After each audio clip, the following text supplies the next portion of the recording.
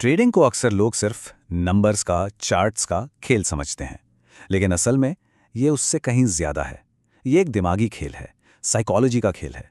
तो आज हम बात करेंगे फोमो और धैर्य पर, और समझेंगे कि कैसे ट्रेडिंग में सही मौके का इंतजार करना ही सबसे बड़ी जीत हो सकती है। ये जो नंबर स्क्रीन पे दिख रहा है, 91%, ये काफी चौंकाने वाला है ना?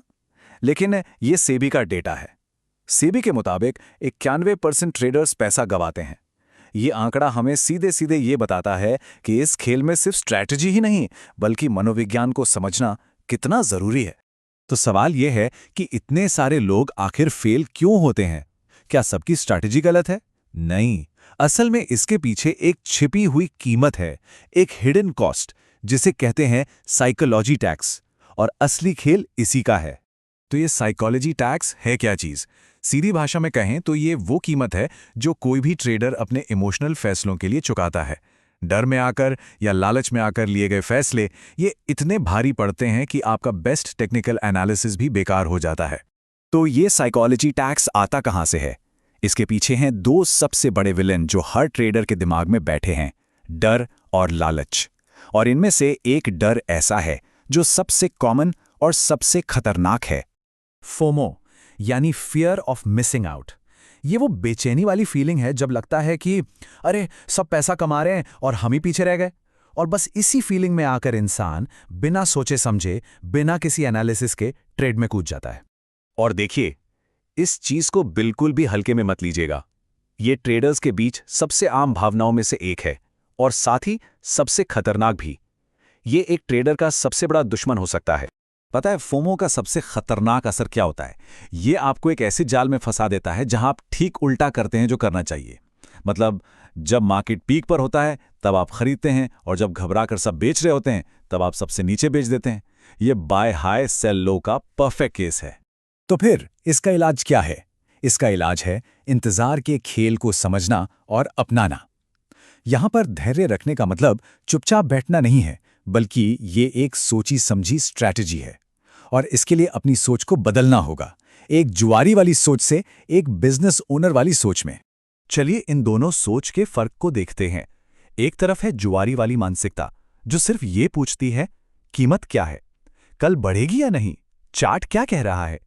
दूसरी तरफ एक बिजनेस ओनर की मानसिकता है, जो पूछती है ये बिजनेस आखिर है क्या, ये पैसा कैसे बनाएगा, इसके कॉम्पिटिटर्स कौन हैं, और 5 साल बाद ये कहां होगा।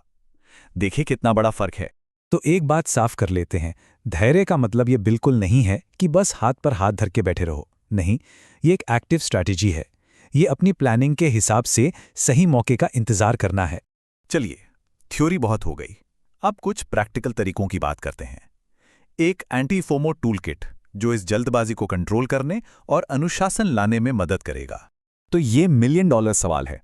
जब फोमो हावी हो रहा हो, जब लगे कि ट्रेन छूट रही है, तो खुद को कंट्रोल कैसे करें? इसका जवाब है एक सिस्टम बनाना, एक नियम जो इमोशंस को लॉजिक से अलग कर सके। इसे कहते हैं 48 घंटे का नियम। बहुत सिंपल है, जब भी कोई बहुत ही शानदार मौका दिखे तो तुरंत एक्शन मत लो, बस 2 दिन, सिर्फ 48 घंटे इंतजार करो। आप देखेंगे कि शुरुआती एक्साइटमेंट अक्सर ठंडा पड़ जाता है, और तब आप ज्यादा ठंडे दिमाग से लॉजिक के साथ फैसला ले पाते हैं। इमोशनल होकर फैसले लेने से बचने का सबसे बड़ा हथियार है आपका अपना ट्रेडिंग प्लान। एक ऐसा प्लान जिसमें सब कुछ पहले से साफ साफ लिखा हो, कब एंट्री लेनी है, प्रॉफिट कब बुक करना है, नुकसान कहां पर रोकना है, और क्या दोबारा एंट्री लेनी है। जब नियम तय होते हैं तो इमोशंस के लिए जगह ही नहीं बचती।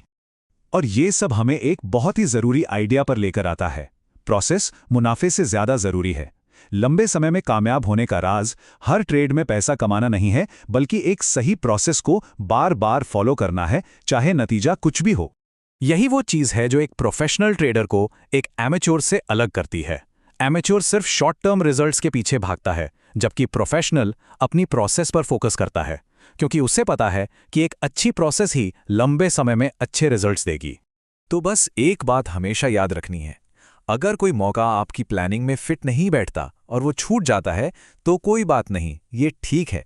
लेकिन बिना प्लान के सिर्फ फोमो में आकर कोई ट्रेड लेना वो बिल्कुल ठीक नहीं है, वो एक गलती है। तो आखिर में बस एक सवाल, कि ट्रेडिंग की असली जंग कहाँ है। क्या वो कंप्यूटर की स्क्रीन पर लड़ी जाती है या हमारे अपने दिमाग के अंदर? इस पर सोचिएगा जरूर।